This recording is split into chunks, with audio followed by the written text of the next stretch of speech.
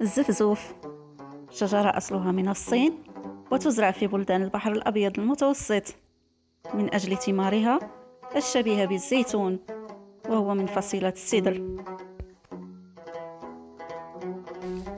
والزفزوف من الثمار الصدرية المرموقة، وهو يماثل البلح والتين في خصائصه وصفاته،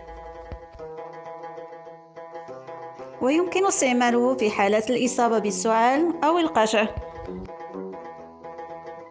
وذلك بغلي 50 غرام من ثماره في لتر ماء، ثم يصفى ويشرب منقوعها على دفعات. دمتم في رعاية الله، والسلام عليكم.